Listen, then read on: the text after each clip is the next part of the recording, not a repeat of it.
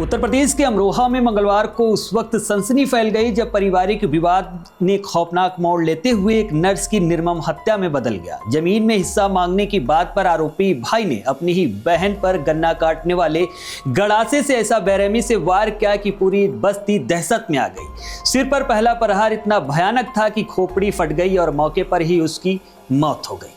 वारदात के कुछ ही देर पहले सब कुछ घर में ठीक ठाक था। बताया जा रहा है कि बहन खाना खा चुकी थी, लेकिन कुछ पलों में ही घर का माहौल खामोशी से चीखों में बदल गया।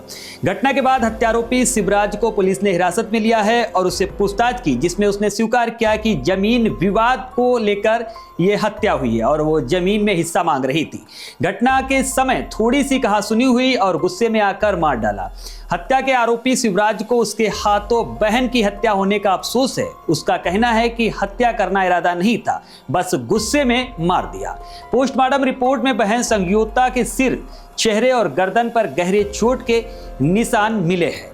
वारदात को लेकर एसपी अमित कुमार आनंद का कहना है कि हत्यारोपी शिवराज को हिरासत में लेकर पूछताछ की जा रही है। पोस्टमार्टम रिपोर्ट में सिर और गर्दन पर धारदार हथियार से किए गए गहरे घाव मिले हैं। आरोपी ने बहन संगीता का पहले दुपट्टे से गला घोटा था। उसकी निशानदेही पर हत्या में प्रयुक्त हथियार की बरामदगी की कोशिश की जा रही है।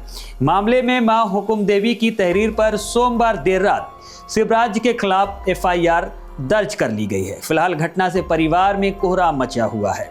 घटना अमरोहा देहात थाना क्षेत्र के नहेड़ा अलियापुर गांव की है, जहां भगवान दास का परिवार रहता है।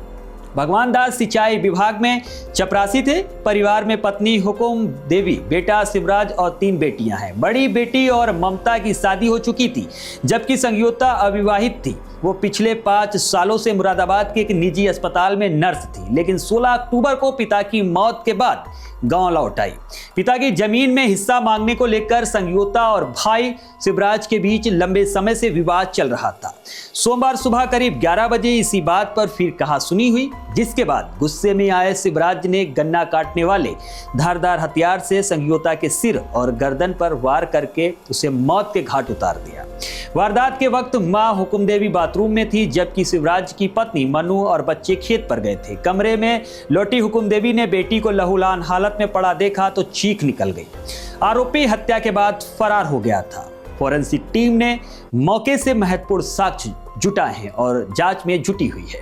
परिजनों के अनुसार भगवान दास के नाम 16 बीघा जमीन है। उनकी मौत के बाद शिवराज खेतीबाड़ी कर परिवार का पालन पोषण करता था। संगीता 5 साल पहले गांव के ही एक अन्य समुदाय के युवक के साथ मुरादाबाद में लिव इन में रहती थी। शिवराज को उम्मीद नहीं थी कि वो जमीन के लिए घर पर फिर से लौट आएगी।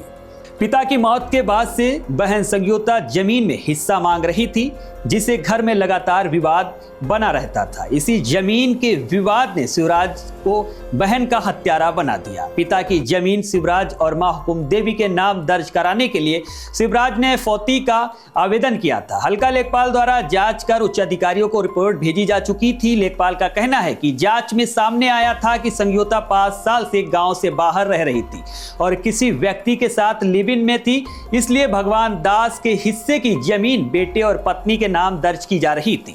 लेखपाल के अनुसार संगीता ने कभी भी उनके पास या किसी प्रशासनिक अधिकारी के समक्ष जमीन में हिस्सेदारी की औपचारिक मांग नहीं की थी। फिलहाल इस घटना से क्षेत्र में सनसनी फैली हुई है।